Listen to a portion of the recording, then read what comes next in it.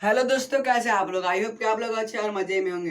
हम पढ़ने वाले हैं क्लास 8th के साइंस का एक टॉपिक जिसका नाम है रिप्रोडक्शन इन एनिमल्स, यानी कि एनिमल के रिप्रोडक्शन के बारे में हम लोग जानेंगे। तो हम लोगों ने बहुत सारे पार्ट में क्या पढ़ा था, रिप्रोडक्शन के बारे में पढ़ा था। उसके बाद हम लोग कुछ सेक्सुअल रिप्रोडक्शन के बारे में पढ़े थे, कुछ हम लोग हैन के बारे में पढ़े थे कि वो कैसे रिप्रोड्यूस करता है, कुछ पैटर्न्स को भी हम लोग पढ़े थे। कौन कौन से थे? Internal fertilisation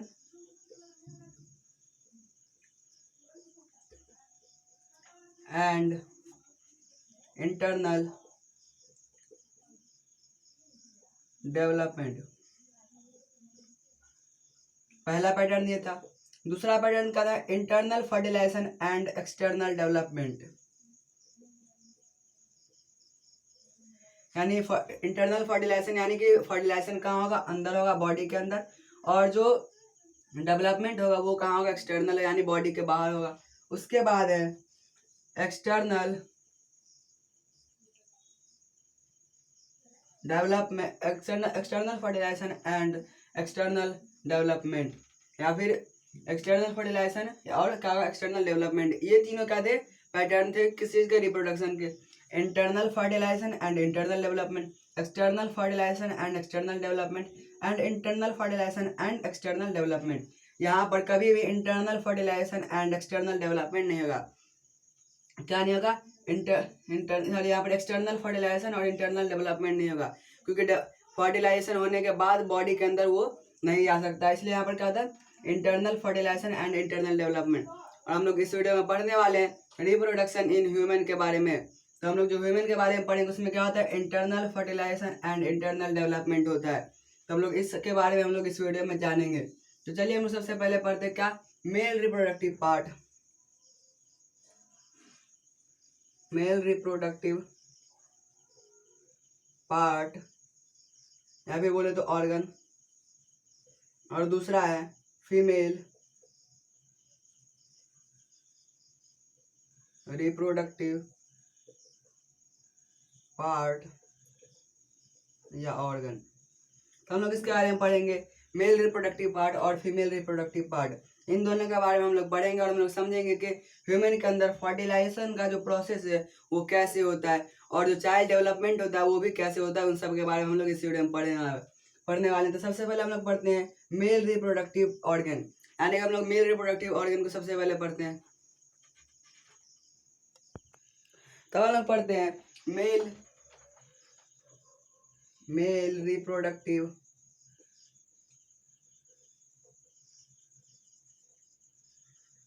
organ. Male reproductive organ का मतलब क्या है, ऐसा ऑर्गन जो कि किसके अंदर है, जो कि है मेल के अंदर, जो कि किसके अंदर है, मेल के अंदर है, और जो रिप्रोडक्शन में मदद करता है। किस में मदद करता है, रिप्रोडक्शन में मदद करता है। उस ऑर्गन को क्या बोलते हैं, मेल रिप्रोडक्टिव ऑर्गन। और वो कहाँ पर प्रेजेंट होगा, मेल के अंदर प्रेजेंट होगा। तो ये क्या है, कुछ एक ऐसा एक रफ डायग्राम है किस चीज़ का, मेल रिप्रोडक्टिव ऑर्गन का। तो यहाँ पर है सबसे पहले ये जो है, यहाँ पर ये जो ऑवल है इसके अंदर क्या होता है, इसके अंदर स्पर्म बनता है। हम लोग सबसे पहले समझते हैं स्पर्म होता क्या है। स्पर्म स्पर्म क्या होता है, एक क्या ये है, मेल रिप्रोडक्टिव सेल है। क्या है, मेल रिप्रोडक्टिव सेल, या फिर बोले तो क्या, इसको हम लोग बोलते हैं गैमेट्स। और जब ये दोनों क्या करेगा, जब यहाँ पर क्या आएगा, ये गैमेट्स और फीमेल गैमेट्स दोनों फ्यूज होता है, और उसी प्रोसेस क्या बोलते हैं, फर्टिलाइजेशन बोलते हैं। तो यहाँ पर जो स्पर्म है ये क्या है, मेल रिप्रोडक्टिव सेल है। तो इस ये जो टेस्टिस है जो कि क्या ओवल शेप का है, दोनों ये क्या होता है, कितने नंबर्स में दो होते हैं। और ये क्या है, ये एपिडिडमिस या फिर इसको बोले थे स्क्रोटम। इससे क्या होता है, ऐसे करके कवर्ड होता है। इससे क्या होता है, ऐसे कवर्ड होता है। और ये कहाँ पर होता है, ये होता है बॉडी के बाहर। कहाँ होता है, बॉडी के बाहर होता है। और इसके अंदर क्या होता है, इसके अंदर स्पर्म बनता है। इसके अंदर यानी कि फॉर्मेशन ऑफ स्पर्म, यानी कि स्पर्म यहाँ पर बनता है। और फिर क्या होता है, ये जब स्पर्म बनता है, क्योंकि यहाँ पर ये बाहर क्यों होता है, क्योंकि इसको बॉडी से कम टेम्परेचर चाहिए ताकि वहाँ पर स्पर्म बन पाए। इसलिए क्या होता है, ये बॉडी से बाहर होता है। और यहाँ से क्या, जब यहाँ पर स्पर्म बनता है तो ये यहाँ पर क्या है, ऐसे करके जब दो टेस्टिस से देखा यहाँ पर होगा दो ठो स्पर्म डक्ट। स्पर्म डक्ट मतलब क्या, ऐसा रास्ता जो कि क्या करे, स्पर्म को कैरी करे, या फिर स्पर्म को यानी स्पर्म का जाने वाला रास्ता। यहाँ पर क्या है, इस रास्ते से जाता है, इसको क्या बोलते हैं, स्पर्म डक्ट बोलते हैं, या फिर इसको वास डिफरेंट बोलते हैं। क्या बोलते हैं, वास डिफरेंट या फिर स्पर्म डक्ट बोलते हैं। इससे क्या होगा, सबसे पहले स्पर्म जाएगा, फिर यहाँ पर जाने के बाद क्या होगा, ये है क्या यूरेथ्रा, क्या यूरेथ्रा यानी यूरेनरी ब्लैडर है, क्या है, यूरेनरी ब्लैडर, यूरेनरी ब्लैडर, यानी कि यहाँ पर क्या, यहाँ पर यूरिन स्टोर होता है। तो यहाँ पर एक और ऐसे क्या होता है, रास्ता होता है जहाँ से क्या आता है, यूरिन हमारे किडनी से यहाँ तक आता है। लेकिन हम लोग यहाँ पर रिप्रोडक्टिव सेल को यानी रिप्रोडक्टिव ऑर्गन को पढ़े थे, यहाँ पर हम लोग सिर्फ उसको देखते हैं। इसके बाद क्या होता है, यहाँ जो प्रोस्टेट ग्लैंड होता है, क्या होता है, प्रोस्टेट ग्लैंड। उस ग्लैंड से क्या होता है, इसको कुछ लिक्विड मिलता है, किसको, स्पर्म सेल को लिक्विड मिलता है, जिससे कि उसको मूवमेंट में मदद करता है। और साथ में क्या होता है, इसको कुछ क्या होता है, डिफेंसिव सेल भी मिलते हैं, यानी कि जो उसको डिफेंस करता है किसी से। जब वो फीमेल रिप्रोडक्टिव सेल में यानी ऑर्गन में जाता है, तो वहाँ पर क्या होता है, वो कैसा होता है, वो होता है एसिडिक। वहाँ पर उस एसिड से बचने के लिए क्या होता है, ये लिक्विड और क्या होता है, कुछ आर्मी देता है, जो कि यहाँ पर जाकर के उससे लड़ता है या फिर प्रोटेक्ट करता है। उसके बाद क्या है, यहाँ पर बल्बो यूरेटर ग्लैंड, उसके बाद क्या है, यहाँ पर एक छोटा सा बॉल जैसा, यहाँ पर क्या है, बल्बो यूरेटर ग्लैंड। उसके बाद क्या है, पेनिस ग्लैंड, यानी कि जो सबसे टॉप में क्या होता है, पेनिस होता है। और इसके थ्रू क्या होता है, स्पर्म क्या होता है, बाहर निकलता है। इसके थ्रू क्या होता है, बॉडी से बाहर क्या निकलता है, स्पर्म निकलता है। और जब इससे क्या होता है, बॉडी से बाहर निकल जाता है स्पर्म, उसके बाद क्या होता है, ये जाता है कहाँ पर, फीमेल रिप्रोडक्टिव ऑर्गन में जाता है। और वहाँ पर क्या होता है, फिर चाइल्ड का फिर डेवलपमेंट होता है, फर्टिलाइजेशन होता है। तो हम लोग ने समझ लिया क्या कि सबसे पहले टेस्टिस में बनता है, ये कवर किससे होता है, स्क्रोटम या फिर एपिडिडमिस से कवर होता है। और ये ऐसे करके जाता है स्पर्म डक्ट से या फिर वास डिफरेंस से, यहाँ पर प्रोस्टेट ग्लैंड उसको क्या होता है, कुछ जो उसको बचाने वाला सेल होता है, जो कि एसिड से बचाता है, वो देता है, या फिर लिक्विड देता है, जो कि उसको मूवमेंट में मदद करता है। और यहाँ पर फिर इसके बाद उसको ये पेनिस ग्लैंड यानी पेनिस के थ्रू क्या होता है, ये बाहर निकल जाता है। तो हम लोगों ने समझ लिया। इसका हम लोग समझते हैं स्पर्म होता है कैसा है। स्पर्म का हम लोग डायग्राम देखते हैं, वो क्या होता है, बहुत ज़्यादा छोटा होता है, लेकिन हम लोग उसका डायग्राम को देखते हैं। सबसे पहले ये एक रफ डायग्राम किसके साथ, स्पर्म सेल का। इसमें क्या होता है, सबसे पहले ये जो अपर मोस्ट पार्ट है, कहाँ से यहाँ तक, इसको क्या बोलते हैं, इसको बोलते हैं हम लोग हेड। और इसके अंदर क्या होता है, इसके अंदर होता है न्यूक्लियस। ये क्या करता है, पूरे सेल को कंट्रोल करता है, इसलिए क्या इसको हेड बोलते हैं। इसके बाद क्या है, यहाँ से यहाँ तक का जो पार्ट है, इसको क्या बोलते हैं, इसको मिडिल पार्ट। इसके अंदर होता है माइटोकॉन्ड्रिया, जो कि इसको क्या करता है, एनर्जी देता है। क्या देता है, एनर्जी देता है, इसको मूवमेंट में मदद करता है, किसी में मूवमेंट में मदद करता है। और इसका क्या टेल है, सॉरी यहाँ पर ये क्या देता है, एनर्जी देता है, क्योंकि माइटोकॉन्ड्रिया जो होता है वो क्या करता है, हम लोगों ने सेल वाले चैप्टर में पढ़ा था, ये एनर्जी देता है सेल को। और ये जो टेल है यहाँ से यहाँ तक, ये क्या करता है, ये हम लोग ये मदद करता है किसी में, ये मदद करता है मूवमेंट में। और ये क्या है, ये है टेल यानी पूंछ।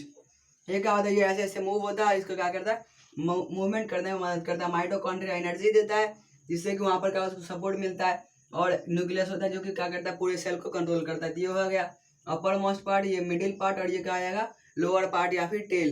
तो हम लोगों ने स्पर्म के बारे में समझ लिया। अब हम लोग समझते हैं फीमेल रिप्रोडक्टिव पार्ट के बारे में। आपको क्या तक समझ आ गया होगा। अब हम लोग समझते हैं क्या, फीमेल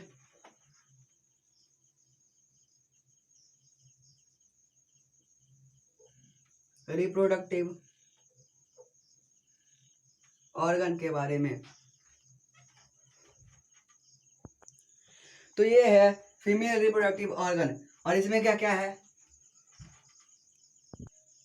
ये जो फीमेल रिप्रोडक्टिव ऑर्गन है, अब हम लोग इसके पार्ट्स को समझते हैं। तो सबसे पहले क्या है, यहाँ पर सबसे पहले है, ये जो है, ये है ओवरी।